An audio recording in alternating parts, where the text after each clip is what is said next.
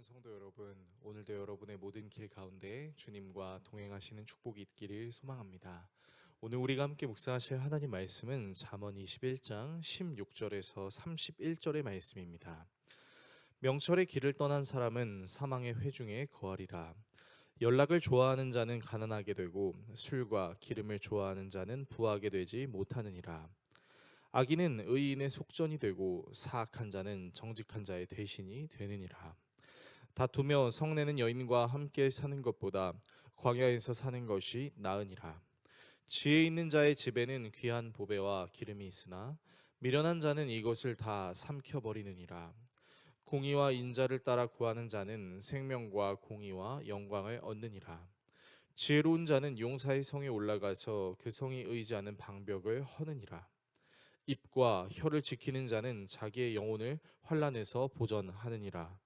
무례하고 교만한 자를 이름하여 망령된 자라 하니 이는 넘치는 교만으로 행함이니라. 게으른 자의 욕망이 자기를 죽이나니 이는 자기의 손으로 일하기를 싫어함이니라. 어떤 자는 종일토록 탐하기만 하나 의인은 아끼지 아니하고 베푸느니라. 악인의 재물은 본래 가증하거든 하물며 악한 뜻으로 드리는 것이라. 거짓 증인은 패망하려니와 확실히 들은 사람의 말은 힘이 있느니라. 악인은 자기의 얼굴을 굳게 하나 정직한 자는 자기의 행위를 삼가느니라. 지혜로도 못하고 명철로도 못하고 모략으로도 여호와를 당하지 못하느니라. 싸울 날을 위하여 마병을 예비하거니와 이김은 여호와께 있느니라. 아멘. 오늘 본문은 분별력이 없는 삶이 교만이 될 수 있는 이유에 대해 이야기하고 있는데요. 어떤 내용이 있는지 함께 살펴보겠습니다. 먼저 잠언 기자는 분별력 없는 삶을 사는 사람들은 결국 이리저리 헤매다가 죽음의 자리로 가게 될 것이라고 말하는데요. 분별력 없는 사람들의 삶의 특징은 연락, 즉 성적 타락을 정당화시키고 술과 기름 같은 것으로 스스로를 탕진시키기 때문입니다. 당장은 꽤 괜찮은 삶인 것처럼 보여도 결국 그 끝은 사망의 골짜기에 이르게 됩니다. 이렇게 하나님을 경외하지 않고 분별력 없이 스스로를 구원으로 여기는 사람은 의인의 몸값이 되고 사악한 사람은 정직한 자의 몸값으로 지불되게 하시는 것이 하나님의 경륜이라고 성경은 말하고 있습니다. 한편 하나님을 경외함으로 분별력 있는 삶을 사는 사람들은 재물 역시 하나님께서 주신 은혜로 여기기 때문에 쉽게 탕진하지 않습니다. 또한 난공불락처럼 보이는 성과 같은 것도 자신이 무너뜨릴 수 있다고 생각하지 않고 하나님의 도우심으로 무너뜨릴 수 있다라고 생각하기 때문에 이런 사람들은 역경 속에서도 함부로 입을 놀리지 않고 하나님의 은총을 누릴 수 있습니다. 반면 하나님을 경외하지 않고 스스로를 구원으로 여기는 사람들은 그 교만함 때문에 우쭐대며 무리하게 행동할 수 있고 그러한 모습은 결국 스스로를 좀먹게 만듭니다. 또한 모든 것을 다 자신이 해낸 것이기 때문에 타인에게 나눠주는 것을 용납하지 않습니다. 하지만 하나님을 경외하는 사람은 자신에게 주신 하나님의 은혜가 값없이 주어졌다는 것을 알기 때문에 타인에게 편하게 자신의 것을 나눠줄 수 있습니다. 하나님은 설령 악한 자가 자기 자신에게 재물을 바친다 하더라도 그 안에 악한 의도가 있다는 것을 알고 계시며 위증을 하는 사람의 직원을 사라지게 만드심으로 그 어떠한 지혜나 명철이나 계략도 다 알고 계십니다. 결국 진정한 승리는 하나님께 달려 있음을 오늘 본문은 말하고 있습니다. 오늘의 말씀을 우리의 삶에 어떻게 적용해야 할까요? 분별력이 없다는 것은 모든 것을 선택함에 있어 그 기준을 오로지 자기 자신의 생각이나 감정에 맡기는 것이라고 말할 수 있습니다. 쉽게 말해 스스로에게 매우 충실한 것이라고 할 수 있겠는데요.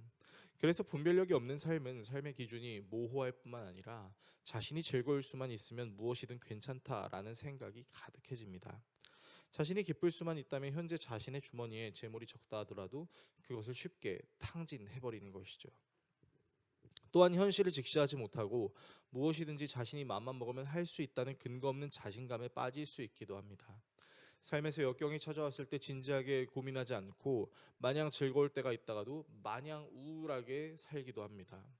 결국 자신이 감당할 수 없는 일을 만났을 때 신과 같은 존재를 잠시나마 찾긴 하지만 어려운 일이 해결되면 그것을 마치 자신이 해결했다라고 착각하기도 합니다.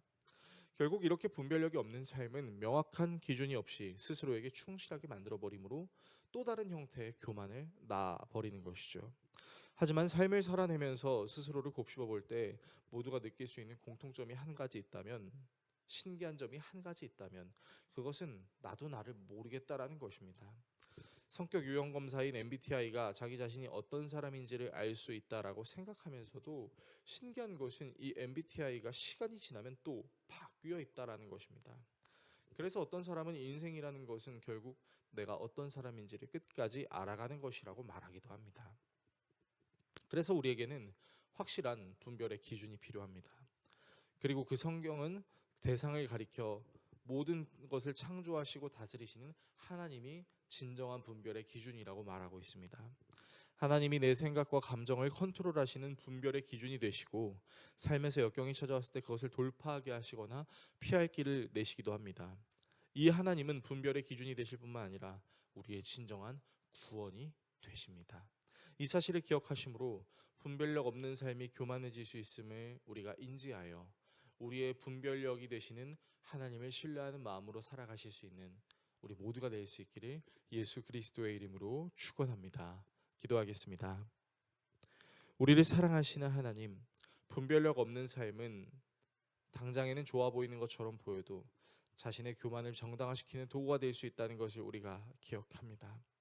하나님의 말씀이 우리의 분별의 기준이 되게 하시고, 하나님의 말씀으로 옳고 그름을 가리며 하나님의 말씀을 따라 이 세상을 살아가는 우리 모두가 되게 하여 주십시오. 예수 그리스도의 이름으로 기도합니다. 아멘.